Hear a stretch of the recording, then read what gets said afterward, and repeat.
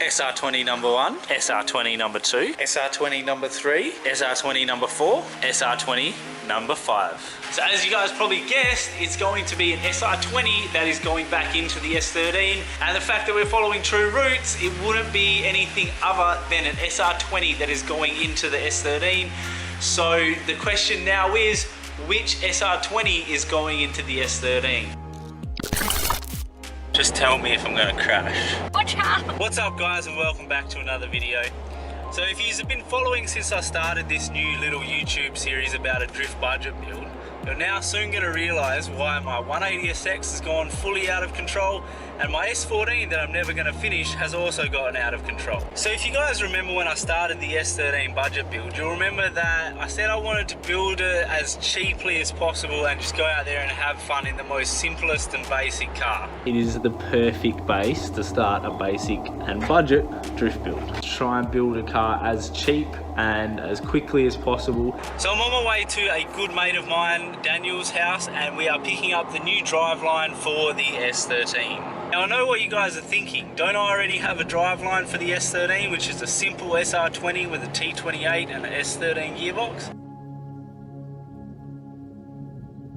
We have Don's old gearbox. However, Daniel's driveline is the exact setup that I'll be working towards with the S13. So the fact that it's come up now for sale and it's a complete package is just going to save me a lot of time and money in the long run.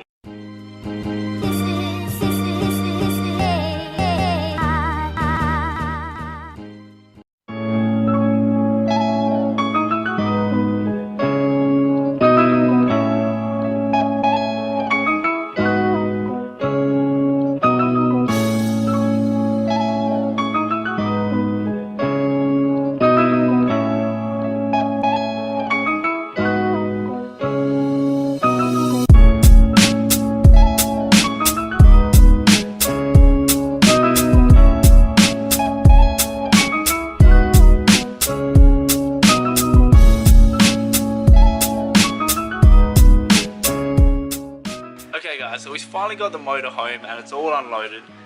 It is sitting in this corner because it's a smidge difficult to get engine into there all assembled with the crane. There's just not quite enough room with this car being in the way. However, this car very soon will be rolling. It is a rebuilt SR20. It has S15 rods and pistons. I'm not 100% sure why anyone would use them. There's obviously got to be a reason why. Maybe they were just in good condition.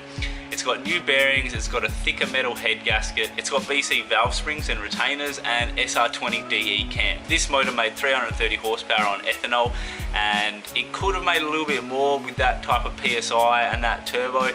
However, we think the SR20 DE cams are letting it down on the power figure side of things. However, Daniel says the response from this motor with those cams and that turbo is absolutely perfect. So at the end of the day, I don't really care about numbers. I really want the setup to be as drivable as possible. So that's why we're going to leave it basically as it is for now. We're going to do a few little touch-ups on it and then we'll be putting it in. Firstly, the turbo is a Kinagawa TD05 18G.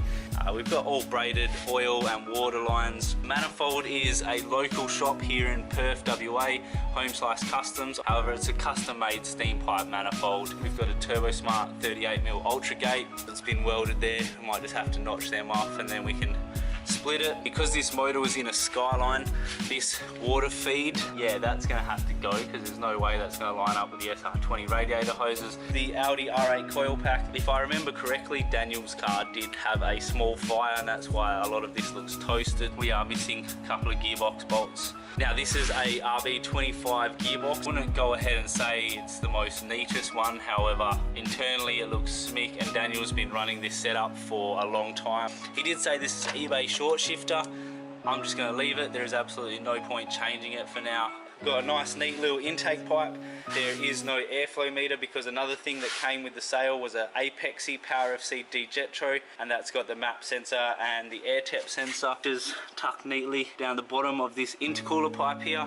Genuine Tomei winged sump, just a factory plenum. I'm going to hazard a guess that there's no branding on this fuel rail, so that is a China fuel rail. They are 1250s, flow tested at 1200 He did say it has an Exceedy 4-puck clutch. Now they're great, they're not overly aggressive and they can hold up the abuse. He's done some form of a heater delete. It is a bit dirty. There's a bit of oil residue, just tire and rubber, so there's a few little things we need to do. Give it a good clean up. So that's pretty much it, guys. That's where we're going to wrap this video up. I hope you guys enjoyed this one. I could have gone about this a million different ways, and the fact that this is the exact setup, you know, I was looking for a fresh and reliable SR20 that's been proven, an RB box, the TDO5 18G is almost that perfect amount of power versus response. It's got the bigger injectors as well, so we're going to tune it on ethanol, and that means it's going to run a bit cooler, and we're going to be able to tune it a bit safer, which are two big pluses in a drift car. So at the end of the day, buying Daniel's drivetrain is going to save me a lot of time and money in the long run, and having it all put together and being a proven package it just ticks all the boxes, and it makes a lot of sense.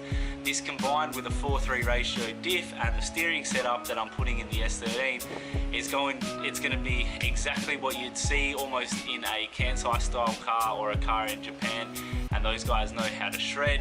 Insert video clip here.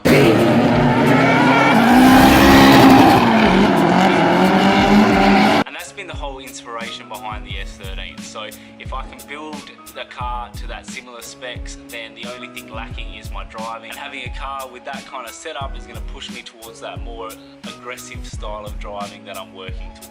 Hope you guys enjoyed, and thanks for watching, and I'll see you on the next one.